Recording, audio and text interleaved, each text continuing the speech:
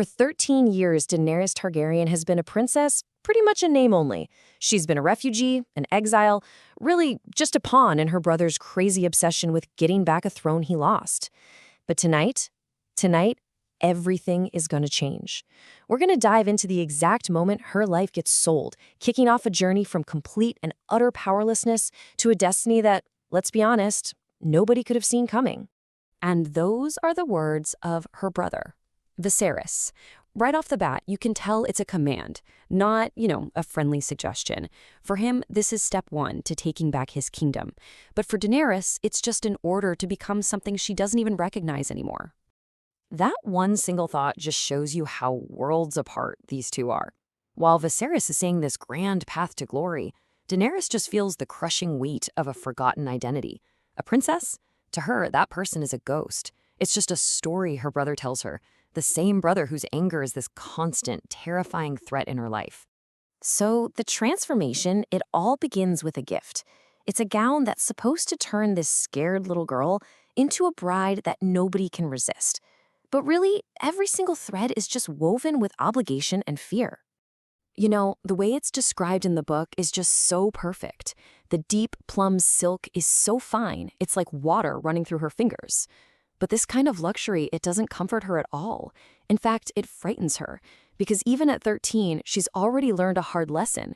In the free city of Pentos, gifts this lavish always come with a very steep price. And here we go.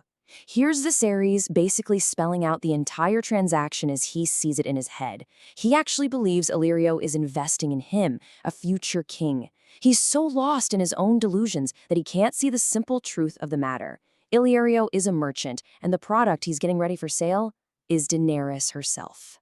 And the thing that really rules Daenerys' entire life is the constant, looming threat of her brother's temper.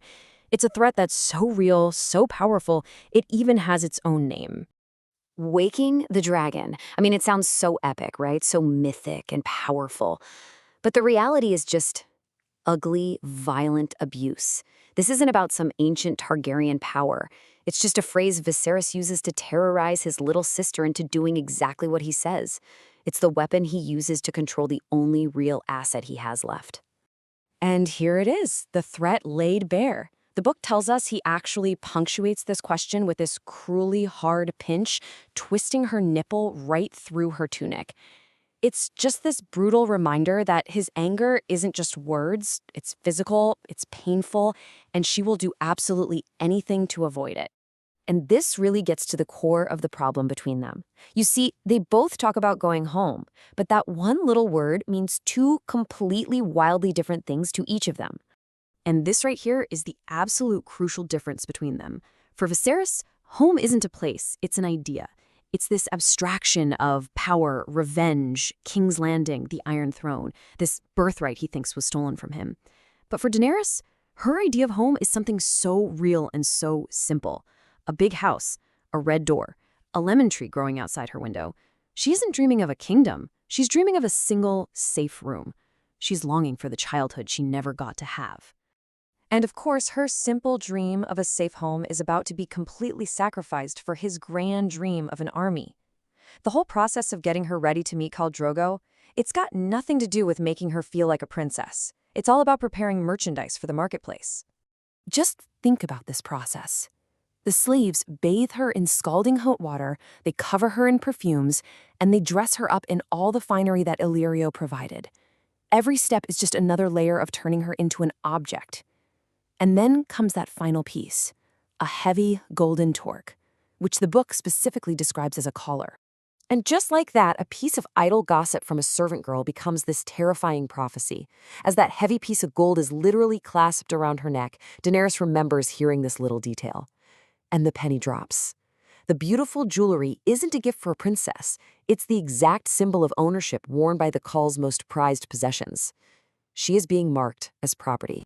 So this all builds up to the climactic moment, as Daenerys, now completely prepared for her own sale, is presented to the man who might just buy her. And Khal Drogo is, well, he's an intimidating figure, to say the least. His long, uncut braid is this living testament to the fact that he has never once been defeated in combat. His eyes are described as cold, dark onyx. He moves with the grace of a panther. To this terrified 13-year-old girl standing in front of him, he must seem less like a man and more like a force of nature. And in this moment of just pure terror, she makes one last desperate plea. And you have to remember what home means to her. She's not asking for a kingdom. She's just begging to go back to her room in Illyrio's mansion, which is the only flimsy bit of security she's ever known. Viserys' reply is monstrous. He just lays out the full, horrifying depth of his ambition and his cruelty. He makes it devastatingly clear her body, her life, her dignity, they mean absolutely nothing to him next to his desire for a crown. He would watch her be destroyed by 40,000 men and their horses if it got him what he wanted. And after that, what choice does she have? There's no escape. The dragon has absolutely been woken. So she does the only thing she can possibly do to survive. She obeys. She pushes away the tears, stands up straight, and she smiles for her buyer. Her ability to choose for herself is completely, utterly gone. And really, this is the question at the absolute heart of Daenerys Targaryen's entire story. From this moment of total subjugation, a girl who was treated as nothing more than currency is somehow going to have to forge an entirely new sense of self. But that's a story for another time.